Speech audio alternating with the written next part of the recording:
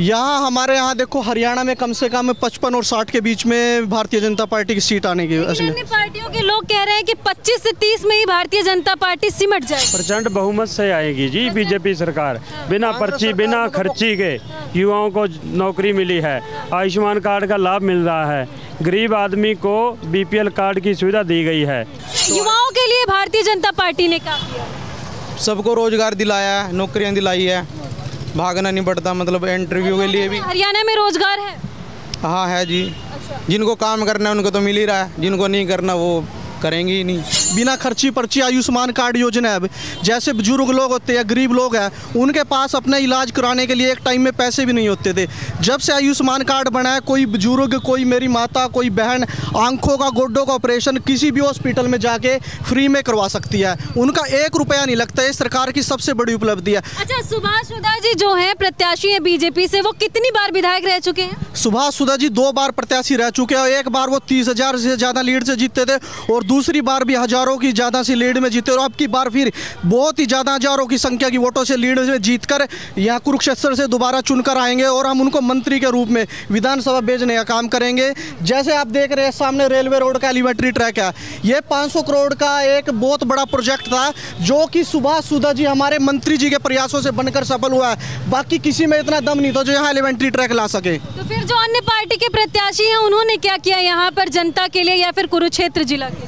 कुछ नहीं किया जी उन्होंने, खास करके जी इन्होंने सुभाष सुधा जी ने बहुत काम किए हैं। यहाँ पे बच्चों को नौकरी दी है, बुजुर्गों को जो इलाज के लिए उनके आयुष्मान कार्ड बनवाए हैं। आते हैं आपके पास, आप लोग किसको चुनना चाह रहे हैं इस बार? श्री सुभाष सुधा जी। ये किस पार्टी से? बीजेपी से? बीजेपी पार्टी से। अच्छा, आप लोग बीजेपी पार्टी के कैंडिडेट को अपना योगदान दे रहे हैं या फिर कह सकते समर्थन दे रहे हैं, लेकिन कुछ ऐसे भी लोग हैं जो कहते हैं कि बीजेपी को हटाना चाहिए हरियाणा से और वो कहते हैं मनीष जी हम तो बीजेपी को पसंद करते हैं, बीजेपी को वोट देंगे, बीजेपी को ही बनाएंगे।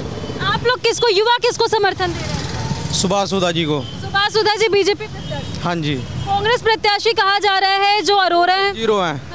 जीरो है, सब जीरो है। हाँ। अच्छा, जीरो क्यों बोल रहे हैं आप लोग? बस यहाँ सुभाष सुधा जी की लहर है, अशोक अरोड़ा जी है। अच्छा, युवाओं के लिए भारतीय जनता पार्टी ने क्या किया? सबको रोजगार दिलाया है, नौकरियां दिलाई है, भागना नहीं पड़ता, मतलब इंटरव्यू के लिए भी। हरियाणा में रोजगार है? हाँ है जी। जिनको काम करना है उनको तो मिल ही रहा है, जिनको नहीं करना वो करेंगे ही नहीं। यानी कि कह सकते हैं कि इस बार विधानसभा चुनाव में भारतीय जनता पार्टी आएगी जी, बिल्कुल परचम लहराएगी। बिल्कुल जी, बिल्कुल 60 से 65 सीटें जी। 60 से 65 सीटें। 90 में से 60 से 65? हाँ 90 आएंगी। 90 में कह रहे हैं प्रचंड बहुमत से आएगी जी बीजेपी सरकार। बिना पर्ची बिना खर्ची के युवाओं को नौकरी मिली है, आयुष्मान कार्ड का लाभ मिल रहा है, गरीब आदमी को BPL कार्ड की सुविधा दी गई है।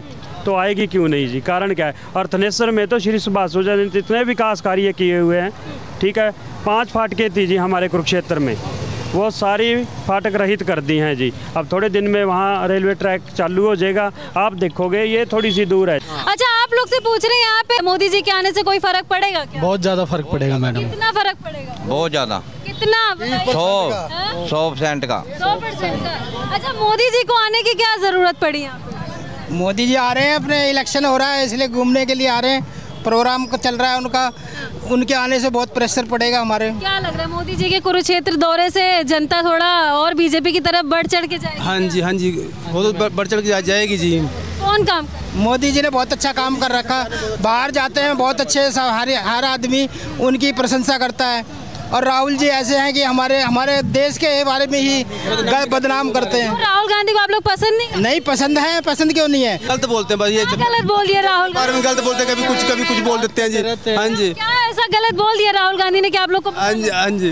देखिए ऐसा है, हमारा कुरुक्षेत्र है ना, मतलब एक तरह से आप पूरी इंडिया को देखते हो और हमारे कुरुक्षेत्र को देखते हो।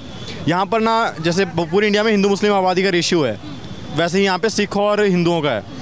लेकिन राहुल गांधी अदर देशों में जाके बोल रहे कि सिखों को तो हिंदुस्तान में डर लगता है, फलाना ढिकड़ा, जो भी मतलब कहते हैं ना कि जात करना, जातिवादी की बातें करना। और दूसरी और उन्हीं की प्रत्याशी विनेश फोगाट, वो कहती है मैं तो जाति से दूर दूर तक नाता नहीं रखती। आप कांग्रेस से नाता रखते हो, सीधे सीधे जातिवाद से नाता रखते हो, ये क्लियर है।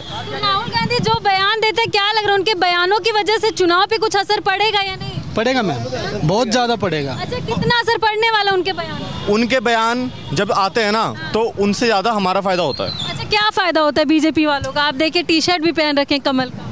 हरियाणा में आप कहीं भी जाओ, कहीं भी आपको कंपटीशन मिल सकता है, लेकिन ये बीजेपी कैपिटल है, अगले 15-20 साल से यहाँ कोई हरा नहीं सकता।